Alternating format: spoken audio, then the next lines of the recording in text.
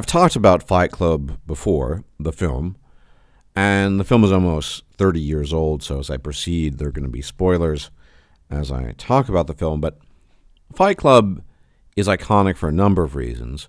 It was very predictive of the current predicament we find ourselves in. And on top of that, it, I think, describes the situation back then and the situation right now quite well. Fundamentally, the issue we have in modernity. And, of course, we all know that line by Tyler Durden. He says, "We're the middle children of history, man. No purpose or place. We have no great war, no great depression.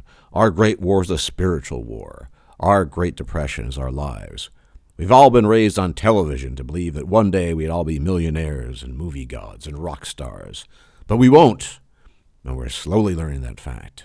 And we're very, very pissed off," right? An iconic line by Tyler Durden. Of course, the beginning of the film starts off with the protagonist, played by Edward Norton, ordering some furniture using the phone. This is, of course, pre-internet. These days, you would just click a couple of things online and you would get your wonderful sofa or whatever it is that you might want to order that way. Now, obviously, this is just my interpretation, but I think the film is emblematic of a fundamental question in our day and age is, what do you do when rebellion is not an option? And what exactly is Tyler Durden trying to do?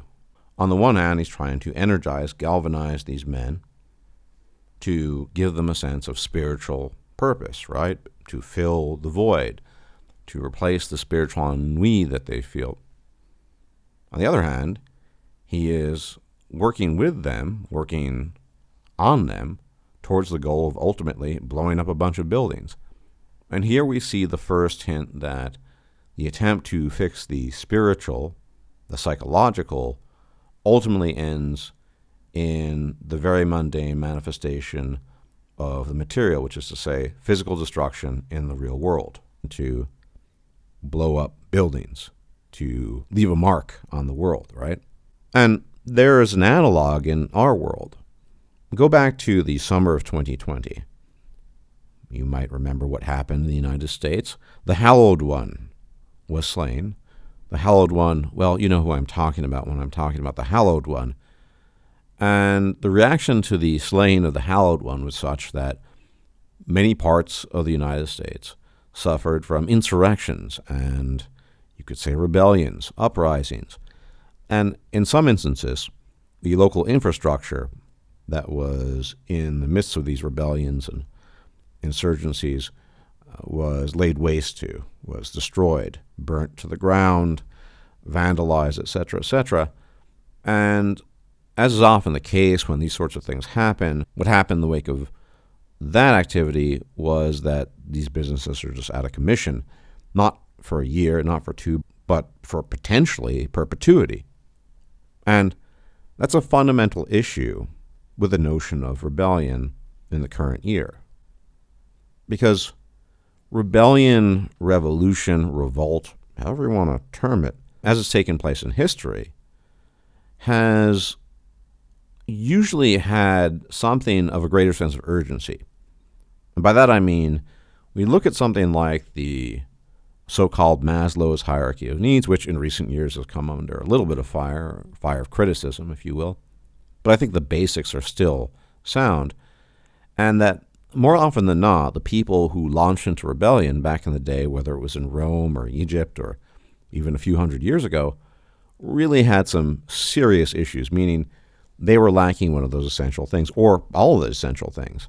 They were lacking food, shelter, maybe their lives were being threatened in a very direct manner, and so the incentive to rebel was such that that was a better option than to persist in the penury and the state of decrepitude that they had been in. But the modern era, even going as far back as when the book Fight Club was written or the film Fight Club was filmed, has offered us a fundamentally different problem. Because those basic things as characterized in Maslow's hierarchy of needs, food, water, shelter, are taken care of. And then, as a consequence, the next layer needs to be taken care of as well.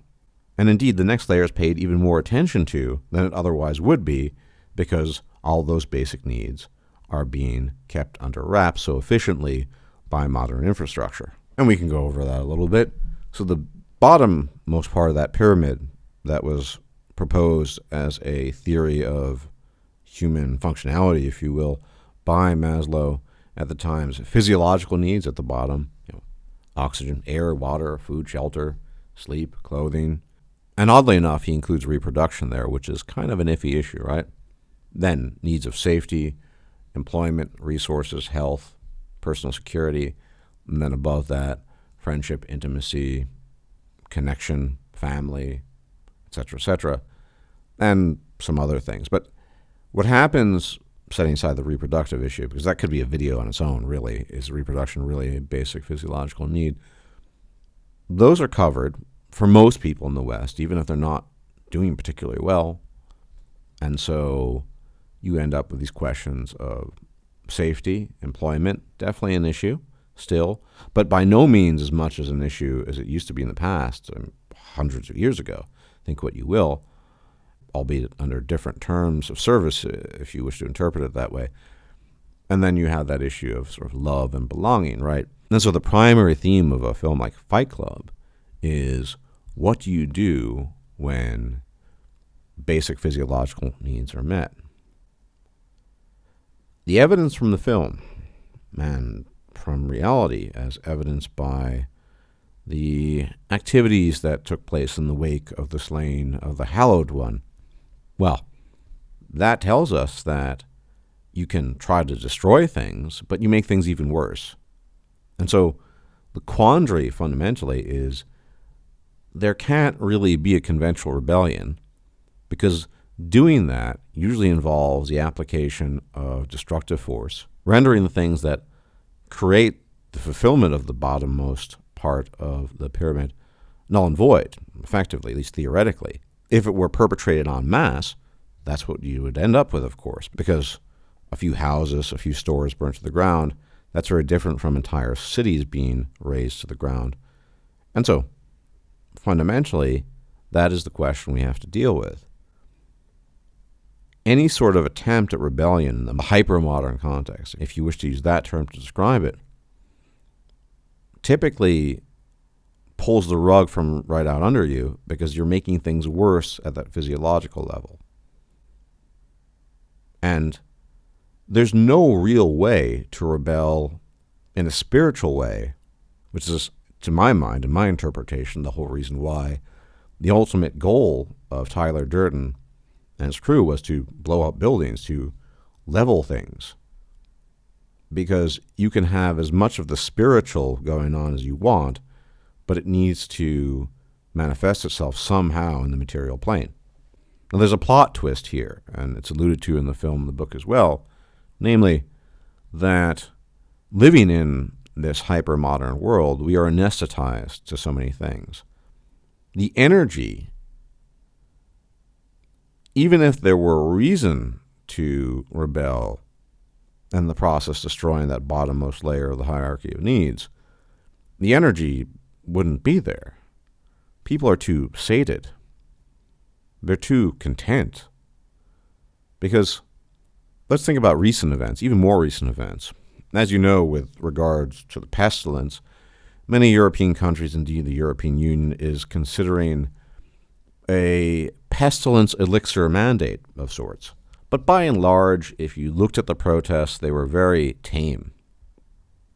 There wasn't anything special about them. Half of them looked like parties, frankly speaking. And that is a sign of the times we're living in. People are way too contented with the baseline that we've achieved. And so there's no incentive to rebel for those reasons. And a spiritual rebellion can only take place so much on a so-called spiritual plane of existence. Eventually, it has to have a material manifestation.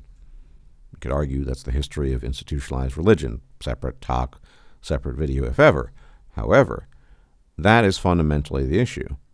How do you propose a proper rebellion when the reason why you are rebelling is because your emotional, psychological needs are not being appropriately met? Well, long ago, obviously, it wasn't about that. It was about the physical stuff. I've mentioned this a few times.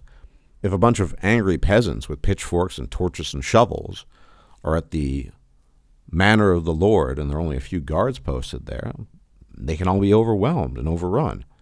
And if what they want is to retain more bushels of wheat or to loot the armory or the treasury of the local lord, they can do that. And that will sate their lust, their desire for those basic needs being met. But what do you do to rebel against depression, as an example? Because depression is sort of the byword of the day. Everyone is depressed in some way, shape, or form, although the manifestation of the depression can vary, and your mileage can vary with it. Well, it's the very nature of depression that you don't rebel. It's meant to sedate you, as is so much of the infrastructure of the very things that make sure that our bottommost needs of that pyramid are taken care of. And so we've ended up in a sort of vicious circle. The only type of rebellion that seems to have ever had any effect were the rebellions that were instigated on the basis of material deprivation in extremis. Sometimes those can be resolved. But the spiritual war that Tyler Durden talks about, and the deprivation of the soul, I'm using soul here as a metaphor, of course, what do you do about that when the landscape is as bleak as it is? Just look out your window. There's nothing there. It's empty. Sure, the props are there. The people are there. You can get on your PC or Xbox if you want. But none of that's really providing spiritual sustenance. It is, as we might say, Ersatz in German, or a substitute. It's not really doing the legwork. It's giving you just enough to keep you going and to further sedate you. So, in light of so many of the things that have been happening this past year, in light of the pestilence, in light of the unruly masses that decided to do various things in the wake of the slaying of the Hallowed One, you get a real sense of what's possible and what's not, what humans are willing to do and what they're not willing to do. And I'm not claiming it's by design by any means. I think a lot of these things fall into place by happenstance, by coincidence, by the fortunes of history. But I can tell you one thing, that the setup is so good for preventing proper rebellion that I don't think it's possible. Never in the history of humanity has there been a truly spiritual rebellion that didn't take on a physical manifestation, and most of the time, in the wake of that, in the process, wrought great destruction. As always, thank you for tuning in. Please hit the like button, subscribe if you're not yet subscribed. Hit that bell icon to be informed of my videos. And, again, as always, may the gods watch over you. If I'm still alive, I'll check you out later. Take care. Enjoy your weekend. Bye-bye. If you liked this video, please like, share, and subscribe. And if you enjoy my content, please consider making a donation or becoming a patron. Thanks for watching.